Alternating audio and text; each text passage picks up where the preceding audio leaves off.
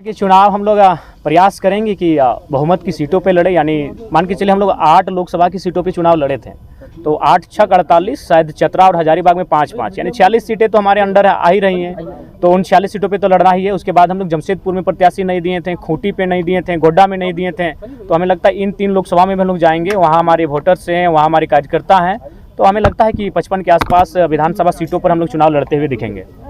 तो क्या आप लोग निर्दलीय लड़ेंगे कि कुछ? नहीं, देखिए दिल्ली इसी क्रम में गए थे। दिल्ली जाने का कार्य डेमोक्रेसी का स्कूल में भी शामिल होना था और चुनाव संबंधित इलेक्शन कमीशन से जानकारियों को भी लेना था। तो हमें लगता है 15 से 25 दिनों के दरमियान हमारी पार्टी का सिंबल भी अलॉटमेंट होने की संभावना बन जाएगी और पार्टी को रजिस्ट्रेशन नंबर भी अलॉटमेंट हो जाएगा। तो पहले इंडियन स्कूल ऑफ डेमोक्रेसी, उसके बाद JNU। जी। इस तरह के व्याख्यान का क्या अर्थ है कि जयराम राष्ट्रीय परिदृश्य में अपनी पहचान और शिनाख्त को बनाना चाहते हैं?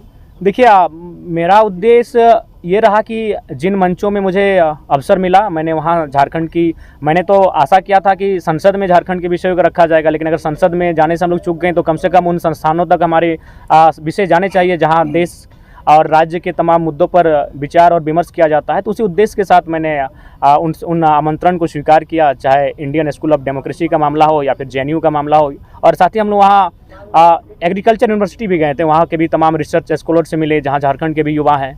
तो वहाँ जाने का उद्देश्य यही था कि हम झारखंड के विषयों को उनसे साझा कर सकें और उन विषयों पर निदान कैसे हो, आने वाले विधानसभा चुनाव में हमारी स्टडी क्या हो, उन विषयों पर बात करने के लिए। विधानसभा चुनाव आप लड़ने जा रहे हैं, तो आपका मुद्दा फिर क्या होगा? देखिए, विधानसभा का चुनाव राज्य के मुद्दों पर आएंगे। राज्य का सबसे ज्वलंत मुद्दा अभी छात्रों की निराशा है और छात्रों की जो हताशा है वो हमारा एक महत्वपूर्ण मुद्दा रहेगा। हम लोग सरकार में आते हैं तो सबसे पहला हमारा प्राथमिकता जो रहेगा कि इस राज्य में नियमित परीक्षाएं होंगी और फ्री एंड फेयर एग्जाम लिए जाएंगे। अगर उसमें किसी प्रकार की गड़बड़ी होगी तो उसमें उच्च से उच्च पदाधिकारी क्यों ना है, उन्हें बिल्कुल बर्खास्त किया जाएगा। उनके साथ किसी प्रकार की कोताही नहीं बरती जाएगी। जयराम, आप पहली बार लड़े चुनाव, 8 लाख से ज़्यादा वोट आपके उम्मीदवारों को मिला है। आजसू पार्टी जो है वो अब एक तरह से अगले विधानसभा चुनाव तक का जो है रोड मैप उन्होंने जारी किया और उन्हीं इलाकों को वो फोकस कर रहे हैं जिन इलाकों में आपकी अच्छी खासी पैठ रही, वोट आपको मिला है। तो आप कैसे देखते हैं, आपके लिए क्या आजसू आज की तारीख में चुनौती है या है, तो फिर कैसे निपटेंगे उससे? देखिए, मेरे लिए कोई एक विशेष दल हमारी चुनौती नहीं है, क्योंकि मैंने वहाँ से वोट लाए जहाँ से आजसू के अलावा बाकी पार्टियां थे। जैसे मैंने बेरमो से 53,000 वोट गेन किया, वो कांग्रेस की सीट है, पारंपरिक सीट है कांग्रेस की। मैंने टुंडी से भी 60,000 वोट लाए, वो झारखंड मुक्ति मोर्चा की सीट है। मैंने डुमरी से 90,000 वोट लेकर आया हूँ, 90,000 मैंने हैं, वो झारखंड मुक्ति मोर्चा की पारंपरिक सीट है। तो ऐसा नहीं है, किसी एक दल से हमारी लड़ाई नहीं है, हमारी लड़ाई एक विचारधारा की है। और ये जो फिलहाल जो पॉलिटिक्स कर रहे हैं उससे जनता कहीं ना कहीं कट रही है। हाँ, नो डाउट हमें समय लगेगा, लेकिन आने वाले दिनों में झारखंड की पॉलिटिक्स में हम लोग बेहतर स्थिति में होंगे और एक बेहतर क्षेत्रीय पार्टी के रूप में होंगे। अकेले लड़ेंगे आप? जी, फिलहाल हम लोग विधानसभा का चुनाव अकेले लड़ेंगे। जयराम जी, ये देखा गया चुनाव का राहुल गांधी से बात होता भी है कि नहीं?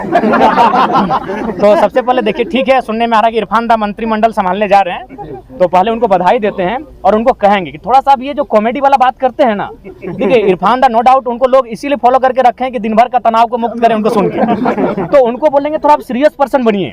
अगर आप मंत्रिमंडल में जाने वाले हैं आलम के स्थान पर, तो आपका विषय क्या होगा? अगर आपको नहीं मालूम है तो मैं आपको विषय देता हूँ। आपका सबसे पहला विषय होगा कि जामताड़ा को साइबर क्राइम के धब्बे से मुक्त कराइए, सबसे बड़ा विषय आपका होगा। आपका दूसरा विषय होगा कि जामताड़ा की स्थिति देखिएगा, जामताड़ा के 95% जो पेशेंट होते हैं वो धनबाद आते हैं इलाज करने के लिए, और आप बतौलेबाजी करते हैं। आप रणधीर सिंह के साथ बतौलेबाजी करते हैं, तो कभी भानु प्रताप शाही से, तो कभी निशिकांत दुबे से। ठीक है, कटाक्ष कीजिए, लेकिन जो जेन्युइन समस्या है, जो गंभीर समस्या, उन पर बात कीजिए, उन पर काम कीजिए, उन पे रोड मैप तैयार कीजिए। तो उनको हमारा ये संदेश रहेगा। अरे ठीक है, पहले आपका उनका सीट संकट में है, वो हमारे साथ आए। जयराम दा, इरफान दा तो यहाँ तक, इरफान अंसारी जी तो यहाँ तक बोल दिए कि आपकी दूसरी शादी हो गई है कहीं पे चुपके चुपके से। देखिए, आप वो बोले थे मेरे वीडियो में, इसलिए मैंने आपसे पूछ दिया। नहीं, ऐसा है, ये सब निराधार बातें हैं। शादी करके आपको लगता है कि कोई मतलब छुप के रह सकता है? ये आसान बात नहीं है। ऊपर से हम लोग को 1 साल पॉलिटिक्स हुआ है भैया। इससे पहले मेरा पास्ट है, आपको मैं बताना चाहूँगा। एक प्रत्याशी जो संसद के चुनाव में लड़ रहे थे, उनकी एक टीम गई स्पेशल मेरे तोपचाची प्रखंड में, और तोपचाची प्रखंड से लगभग 150 नौजवान जिनकी उम्र थी 25 से 30 साल, उनको इकट्ठा किया, जो मेरे साथ खेलते कूदते थे, और उनसे यही सवाल किया कि यार कोई अफेयर का मैटर बताओ ना। तो उन लोगों ने एक ही चीज़ कहा कि उस लड़के को हम लोग बचपन से जानते हैं, उसको 2 ही जगह देखें, एक अपने गांव से बस में बैठकर कॉलेज जाना और दूसरा शाम को आके फुटबॉल खेलना, इसके अलावा उसको कहीं नहीं देखें। तो ये चीज़ें भ्रामक हैं, ऐसा कोई विषय नहीं है।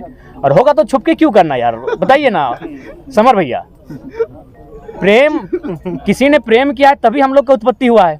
यहाँ जितने लोग बैठे हैं, जितने लोग खड़े हैं, अगर एक नर और नारी के बीच प्रेम हुआ है उनके मध्य, तभी हम लोग का सृजन हुआ है। तो प्रेम से मुकरना क्या, प्रेम से इनकार क्यों करना? प्रेम करने के लिए कोई मिले तो हमें बचने दिया जाए, इस सवाल से हमें रहम किया जाए। 3.5 लाख एक जाति के वोट नहीं है।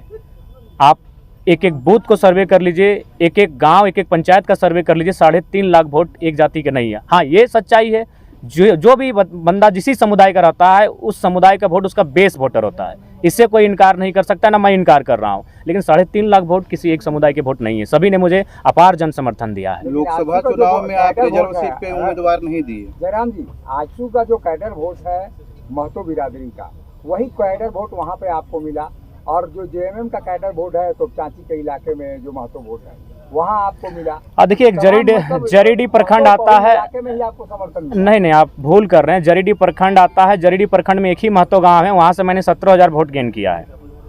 तो मुझे लगता है आप लोग थोड़ा सा भूल कर रहे हैं। आप लोग को और ग्राउंड में जाकर सर्वे करने की आवश्यकता है, क्योंकि आप लोग उन्हीं बातों को सुनते हैं जो मीडिया में बाकी दलों के नेता कहते हुए दिखते हैं। आप जनता के बीच जाइए और जनता के बीच जानने का प्रयास कीजिए कि आज हमारा रोल क्या है। आप चले जाइए बेहरा कुदर, वो एक राजपूत समाज का गांव है, वहाँ मुझे अच्छा वोट मिला।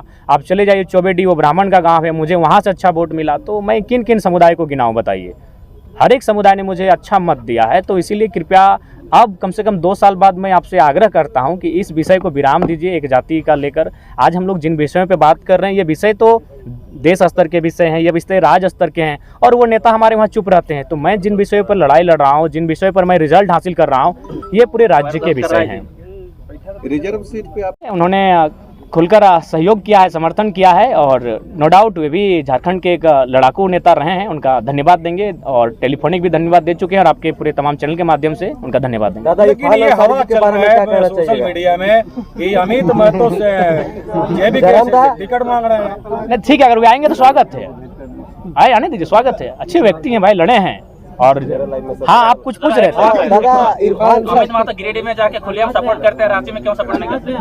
नहीं, उस समय शायद वो क्षेत्र में नहीं थे, मेरे भी वहाँ नहीं आए, वो सिर्फ सोशल मीडिया में ही किए थे। जो हाँ, आपका क्या सवाल था? पहला बात तो उनको हम लोग सांसद मान चुके हैं, तो वे सांसद की तैयारी कर ही रहे हैं।